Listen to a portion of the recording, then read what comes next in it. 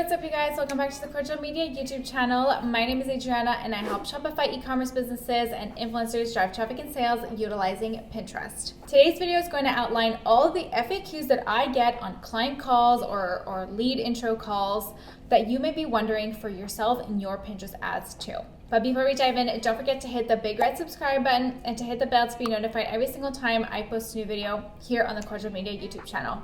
Without further ado, let's dive into the questions. Question number one that I get very often is, what is the difference between Pinterest organic and Pinterest paid strategies for an e-commerce business? What are the benefits of both? What do both bring to the table? This is an excellent question for somebody who's not really familiar with Pinterest. Organic strategies are great for people building awareness and building traffic organically. They're looking at the end goal and they're kind of looking for overall elevated marketing efforts with their organic strategy. And paid strategies are great for people who are looking to drive conversions directly and really quickly. So you can't really expect as easily to get sales from an organic strategy on Pinterest, but you can definitely rely on a paid strategy to get sales. The level of which you get sales depends on your type of business. So like how quickly you get sales will depend on your type of business. In short form, that's essentially what the difference is between the two. Organic is great for brand awareness and paid strategies on Pinterest are great for sales.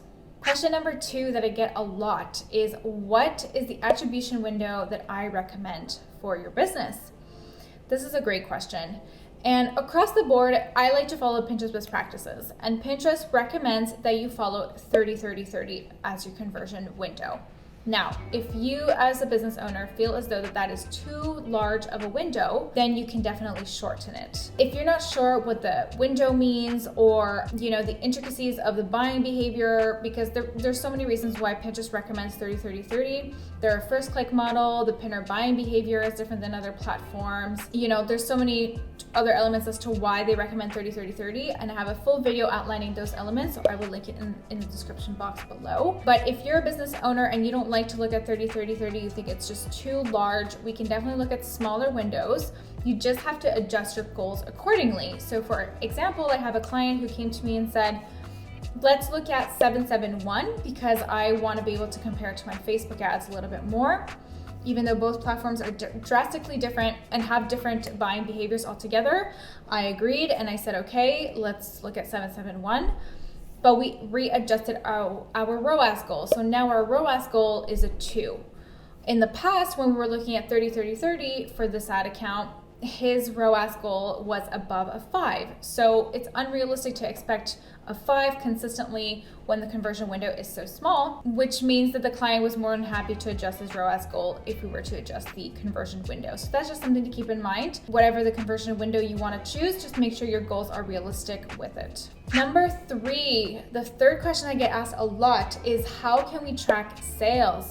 That's a great question. And there are different ways to track sales, because I know that e-commerce businesses are really trying to crack down on how to track where the sale comes from across different platforms, and it's becoming increasingly harder because of iOS updates and whatnot. Essentially, there are a few ways to track sales. So the first one would be by utilizing UTM codes. That's probably the one that's the most reliable. It's the way to track sales, just using UTM codes. I lied, there's not that many ways to track sales. It's probably the only way. It's just UTM codes. You can of course rely on the dashboards of your advertising tools. So I do heavily rely on the Pinterest ads dashboard to manage my promoted pins for my clients, but it's not always accurate. And so kind of like I answered the question previously about the attribution window, and if you're going to shorten it, adjust your goals.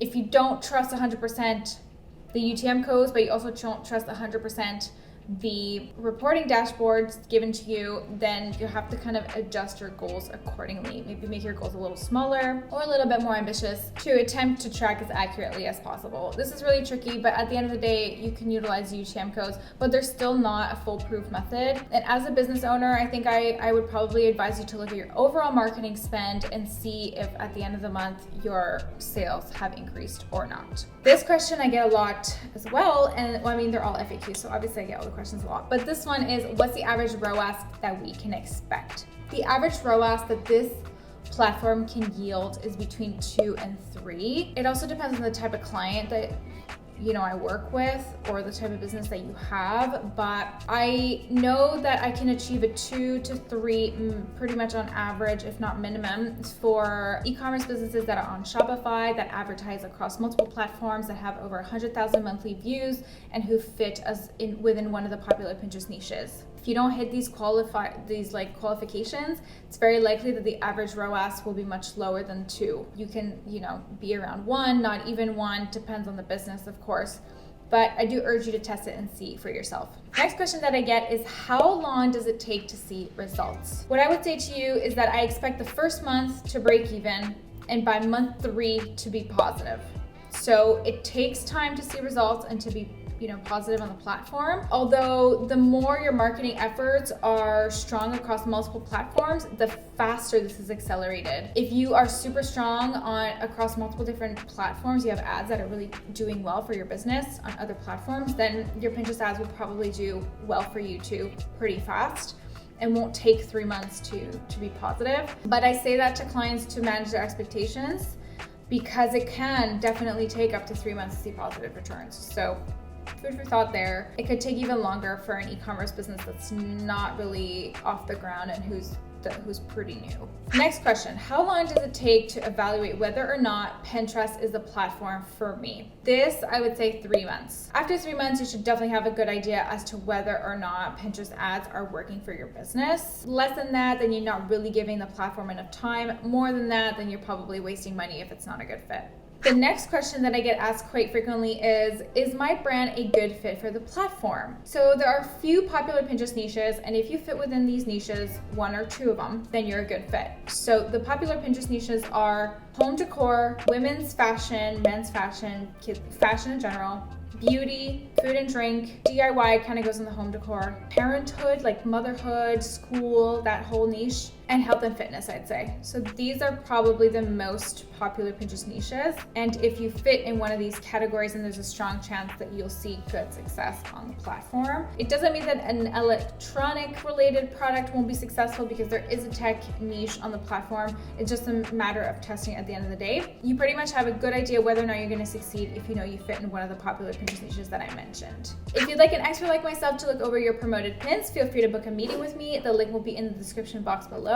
You and I hop on a call, we chat about your Pinterest account, and we see if we're a good fit to work together. If you have a comment or question about anything I mentioned in today's video, feel free to write it in the comment box below as well. And on that note, I'm going to wish you a lovely rest of your day, and I will see you in the next video. Bye for now.